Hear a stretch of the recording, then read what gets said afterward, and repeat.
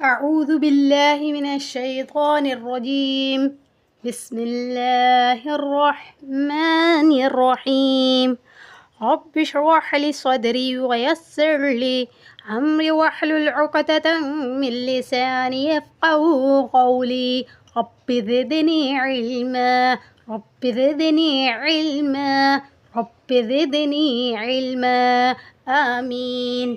Welcome to my channel سیدی information میں آپ لوگ کو خوش آمدید کہتی ہوں۔ جیسے کہ پچھلی ویڈیو میں نے آپ لوگوں کو قرآن پاک کے متعلق اس کو صحیح پڑھنے کے متعلق بتایا تھا، اور امید کرتی ہوں کہ آپ لوگوں نے وہ ویڈیو دیکھی ہوگی، اور اگر نہیں دیکھی ہے تو آپ لوگ اسے جا کر ضرور دیکھیں اور اسے سمجھیں کہ ہمیں قرآن پاک کو کیوں صحیح اور درست تجوید کے ساتھ پڑھنا ضروری ہے۔ آج ہم بات کریں گے قرآن پاک صحیح پڑھنے کے لیے سب سے پہلے ضروری ہے کہ ہم قاعدہ پڑھیں۔ اب وہ قاعدہ کوئی سا بھی ہو سکتا ہے، یہاں میں نورانی قاعدہ صرف اس لیے لے رہی ہوں کیونکہ زیادہ تر لوگ نورانی قاعدے کو ہی پڑھتے ہیں۔ اور رہی قاعدوں کی بات، اگر اس کے اندر جو قاعدہ نہیں ہوگا تو وہ میں اپنی طرف سے لکھ کے آپ لوگوں کو سکھاؤں گی، اور آج ہم سمجھیں گے۔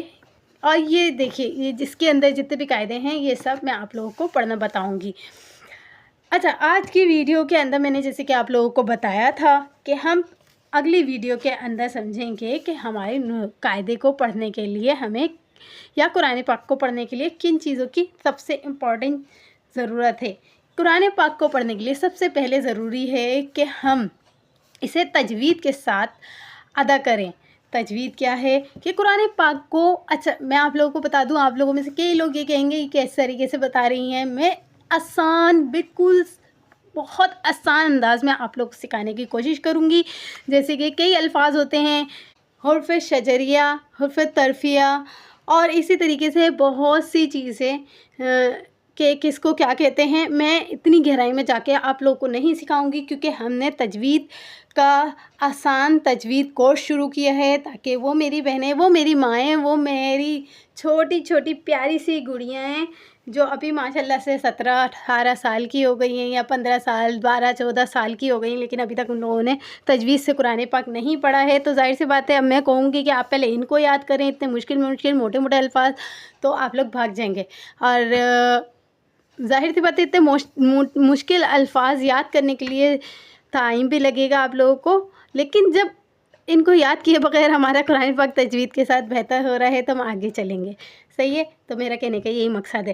اچھا، میں آپ لوگوں کو بتا دوں، تجوید کا مطلب ہے سنوارنا، خوبصورت پڑھنا قرآن پاک کو، اور دوسرا یہ ہے مخارج۔ مخارج میں آپ لوگوں کو بتا دوں، یہ ضروری ہے ہمارا سمجھنا، مخارج کیا ہوتے ہیں۔